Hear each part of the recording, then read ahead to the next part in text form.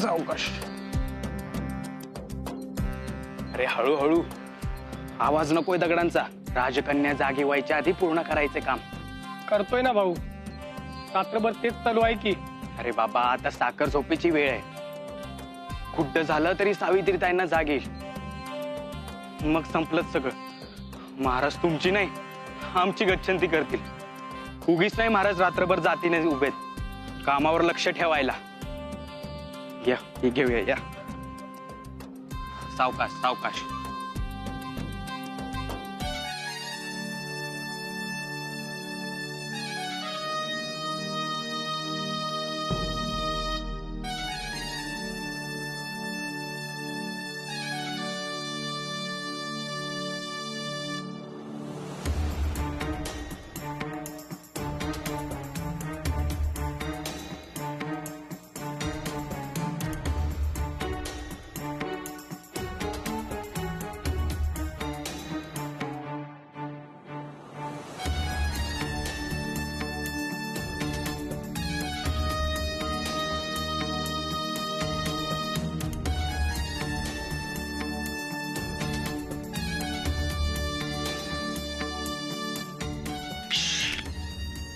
थांब. अजिबात आवाज करू नको, अशी सक्त आज्ञा आहे महाराजांची. का? सावित्रीला जाग येऊ नये म्हणून. तिला चकित करणार आहेत ना महाराज. म्हणजे तुझ्या अपयशाचा सोहळा आहे ना आज. सावित्रीचा 9वा जन्मदिवस. त्यासाठी चाललंय सगळं कौतिक बगीच्यात. तुझी सावत्र कन्या तुझ्या नाकावर टिचून मोठी होतीये आणि आजही महाराजांना तुझ्यापेक्षा अधिक तीच प्रिय आहे. तिच्यासाठी रात्रीचा दिवस करतायत. बघ बघ.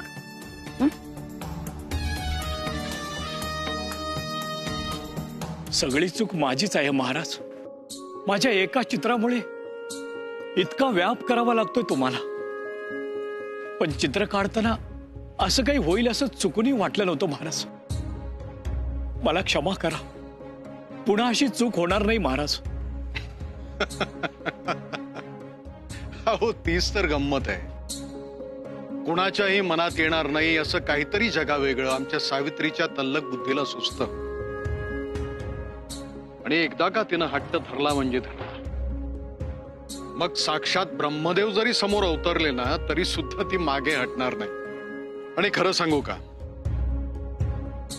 तिचे हे जगावेगळे हट्ट पुरवण्यात जे सुख मिळतं ना ते निराळच असतं. पण जितका आनंद असतो तितकं आव्हानही असतं.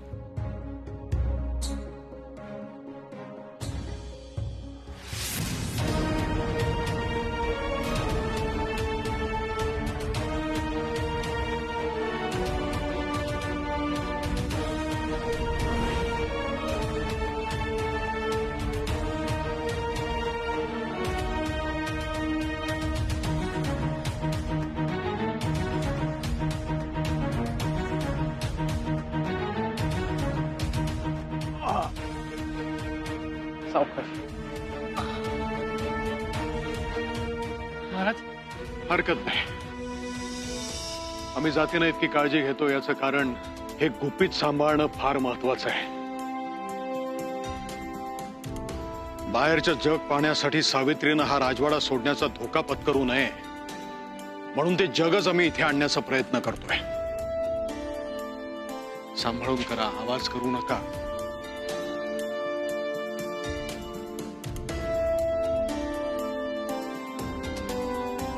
हळू.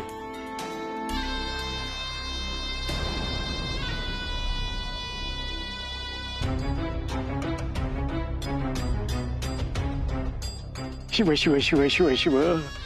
असा हा आपला अवमान आमच्याकडनं बघवत नाही हो. दिवसेंदिवस या राजकन्येचं प्रस्त वाढतच चाललाय. आणि आज काय, तिचा 9वा जन्मदिवस म्हणजे बघायलाच नको. सगळीकडे उदो उदोच. प्रतिवर्षी आपण तिचा जन्मदिन काळी वस्त्र परिधान करून आणि मौन व्रत धारण करून घालवता. पण त्याची साधी दखल सुद्धा घेत नाही हो महाराज. नाहीतर काय, महाराणींच्या निधनानंतर अवघ्या 2 दिवसात दक्ष सेनेला मोठ्या आशेने राणी म्हणून आणलं आपण. परंतु निष्पन्न शून्य. म्हणजे इतकी प्रभावी विद्या आहे त्यांच्यापाशी, परंतु महाराजांवर त्यांचा काही तो मोहिनी मंत्र चालला नाही. इतक्या वर्षात नवा वारस काही मिळाला नाही राज्याला. उलट सावित्रीचा प्रभाव वाढत चाललाय. पण त्या दक्षसणीचं लोणं आपणच आपल्या गळ्यात घालून घेतलंय. त्यांच्या बाबतीत अगदी धरलं तर चावतंय आणि सोडलं तर पळतंय असं झालंय आपलं. तात्पर्य काय? वारसाची आशा आणि हट्ट सोडलेलाच बरा.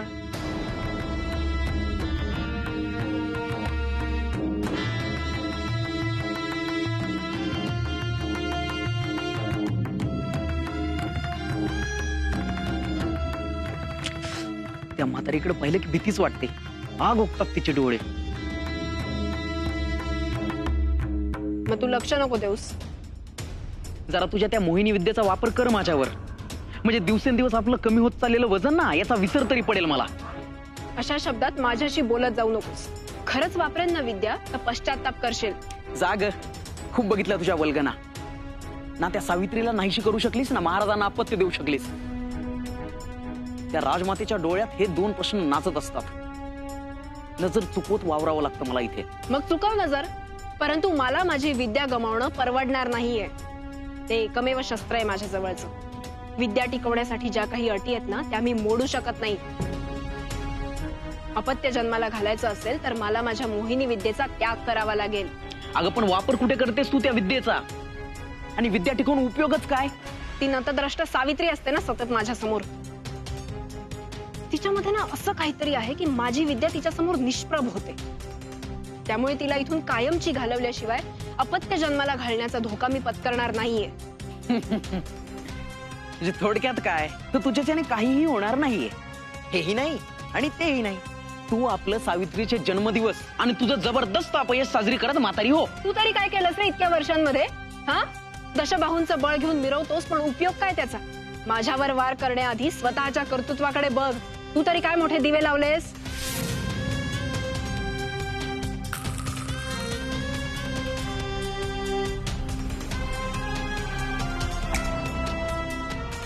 पुन्हा पुन्हा माझ्या जखमेवरची खपली काढत होतास ना, आता स्वतःची साल्टी सोडून घे.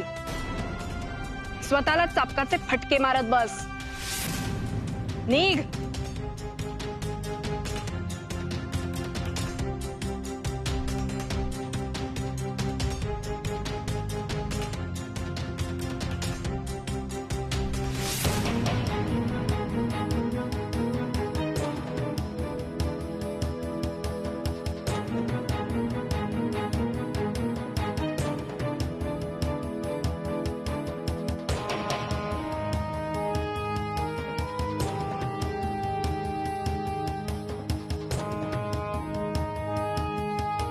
मार.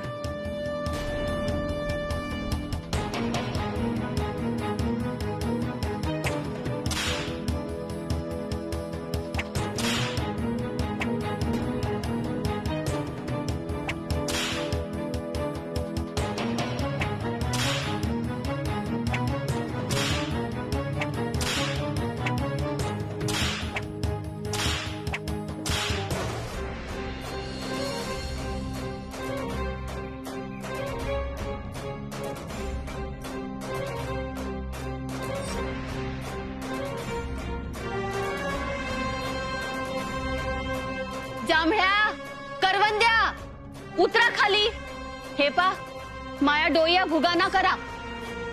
चला उतरा सरी सरी. ना सत्तूशी सोडीसन नाही आहेत आम्ही. ना ना सोडू हा निवारा. अरे असं काय करीता? उतरा उतरा चला. चला सरी सरी. राणे शालो सीमा जवळ ना, पाऊल उचलू तर पोचित. कुठे चालिले?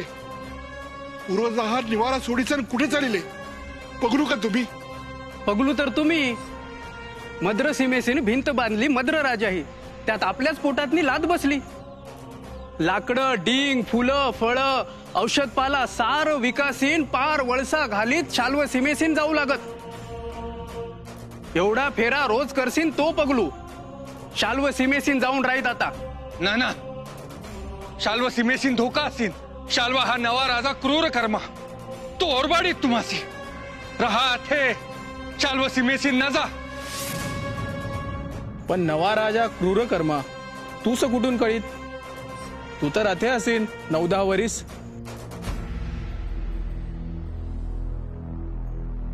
आमच्यावर प्राणघातक हल्ला झालाय. मारेकरी राजवाड्यात शिरलेत. कुणीतरी आम्हाला मारण्याचा कट रचलाय. आणि तरी वाचलंस तू?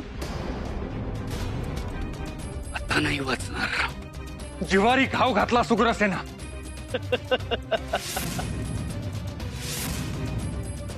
या!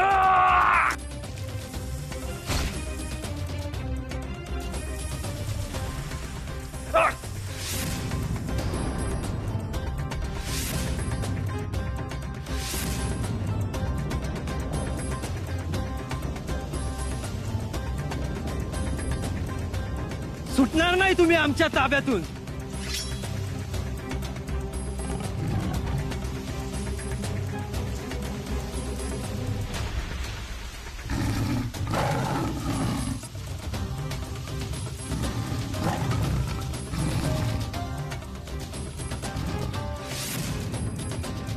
दद्दा ते राहीत. आधी सत्तू कुठे असीत ते सांग.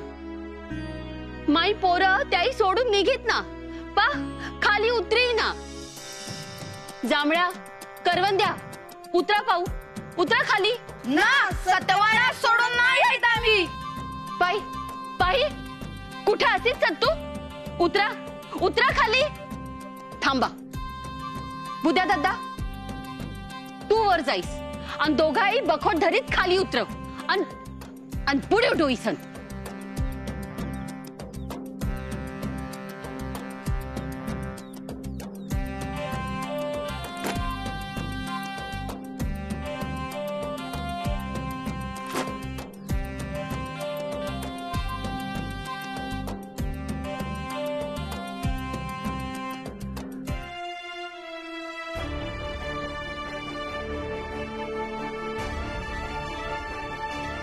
चला सरी सरी चला. ती भिंत नसीत तर कशा पायी वेळ येईल घर सोडून जाऊई. हा तुमचा तातो भिंत ओलांडू गेला आणि भिंतीवरून आले ना सैनिकाई बाण. जीव गमावला माप त्या भिंती पायी. ना नको. शाल्व सीमेसीन गेले ते सुखी झाले. चला सारं सोडीत ते गोडीत ना रडू गेळीत सोडीत. चला चला सरी सरी.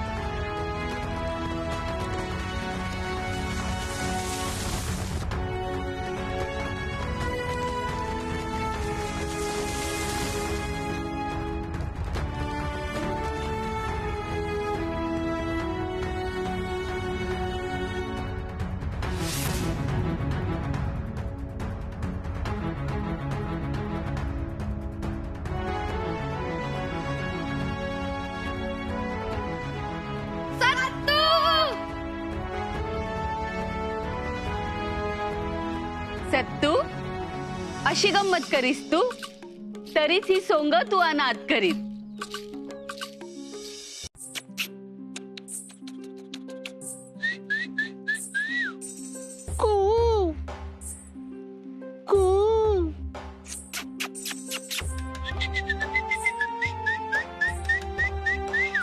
अरे चिमणी उठली, साळुंकी पण उठली, आमची साऊ उठलीये का? आमची वाघीण उठली. हे साऊ, साऊ असं नाही करायचं हा. कुठेस तू?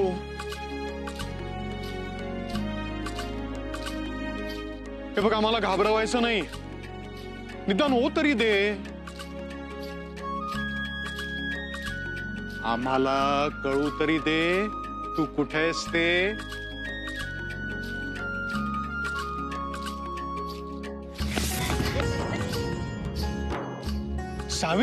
सावित्री, ए साऊ, अगं निदान हो तरी दे, मला कळू तरी कुठेस तू ते. हा? अरे साऊ थांब जरा.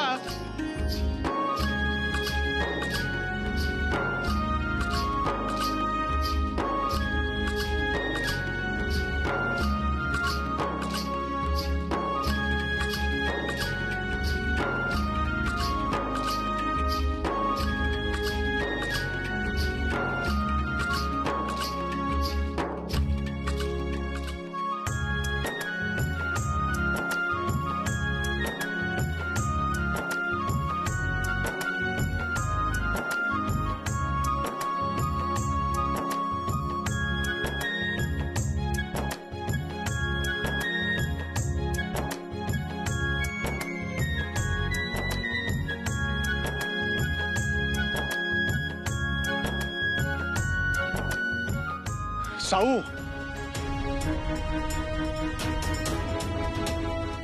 साऊ,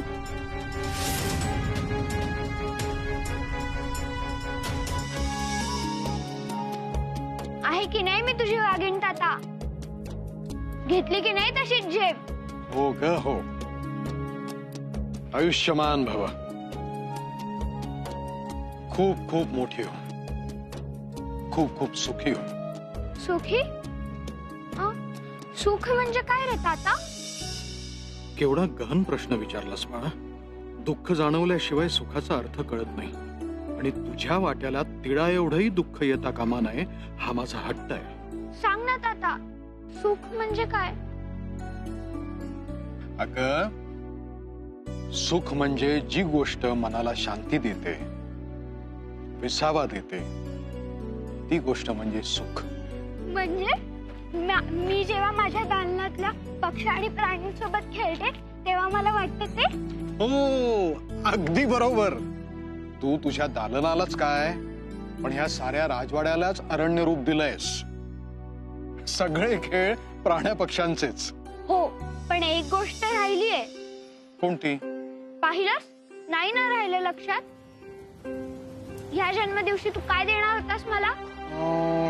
काय देणार होतो बरं? काही बोलू नकोस, मला माहितीये तुला सगळं आठवतंय. ते बघ.